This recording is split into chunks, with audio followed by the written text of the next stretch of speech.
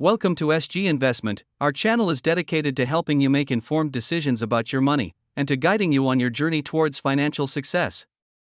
Subscribe now and join our community of like-minded individuals on the path to financial freedom. Biography book Rich Dad Poor Dad. Rich Dad Poor Dad is a book about Robert Kiyosaki and his two fathers.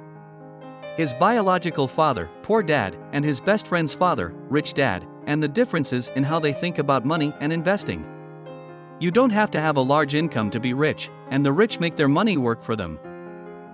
6 financial lessons from the book Rich Dad Poor Dad by Robert Kiyosaki. We will explore the lessons that can be learned from Rich Dad Poor Dad book on how to achieve financial success. The first lesson is that the rich don't work for money, but rather make money work for them. This means avoiding the trap of relying on a single source of income and focusing on building assets rather than liabilities. The second lesson is the importance of financial literacy, understanding the difference between assets and liabilities, and focusing on the asset column. The third lesson is the value of having your own business, using corporations to legally reduce taxes, and investing in a variety of areas to generate passive and portfolio income. The fourth lesson is the importance of continuing to learn and develop financial intelligence, rather than simply working for a salary. The fifth lesson is the importance of cash flow management, and the sixth lesson is the value of financial independence and the ability to control your own life. Lesson 1: The rich don't work for money. The poor and middle class work for money, the rich make money work for them. The reason the rich don't work for money is to avoid one of life's biggest pitfalls, which is working very hard for a little money, relying on the illusion of job security, looking forward to 3 weeks of vacation every year and a small retirement after 45 years. Human life is forever controlled by 2 emotions, namely fear and greed. First, the fear of living without money for food or lust makes us start thinking of all the wonderful things money can buy. A pattern then forms, which is the pattern of getting up, working, paying the bills.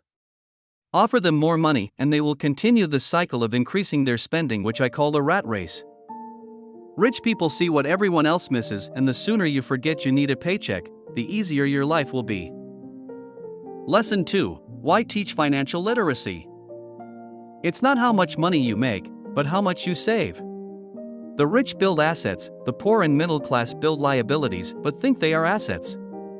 First rule: you have to know the difference between an asset and a liability, and to buy an asset, assets put money in my pocket and liabilities take money out of my pocket. A person can be highly educated, professionally successful, but financially illiterate. Why the rich are getting richer is that the rich focus on assets, the middle class focus on liabilities, the poor focus on spending. Lesson 3: Mind your own business. Rich people focus on the asset column, while other people focus on the income column. In my world, the best real assets fall into various categories: business autopilot, stocks, bonds, income-generating real estate, debentures, royalties from intellectual property. Lesson 4: The history of taxes and the power of corporations. Rich Dad played it smart, and he did it through corporations, the richest man's biggest secret. The reason the rich legally pay little in taxes is because the rich do it through corporations whose income is both portfolio income and passive income.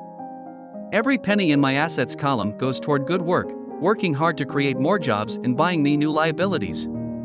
The business owner who owns the company is paid, spent, and pays taxes. Employees who work for the company are paid, pay taxes, and spend.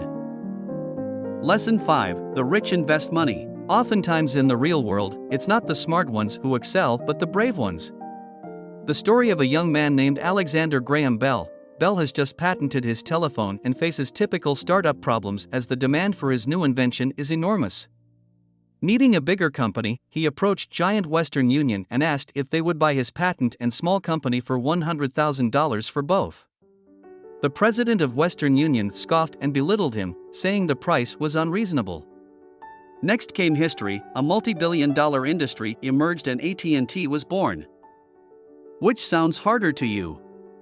First, work hard to pay the 50% tax, save the rest, then your savings earn 5% taxable interest. Second, take the time to develop your financial acumen, tapping into your brain power and asset pool. The rich focus on developing financial intelligence and investing their money into the asset column, and the middle class and the poor focus on saving and long-term investments in retirement savings such as 401k, which are the highest income taxable income in the country. There are three types of income, namely passive and portfolio. Lesson 6. Work to learn, don't work for money. A secure job was everything to my educated dad. Studying was everything to rich dad.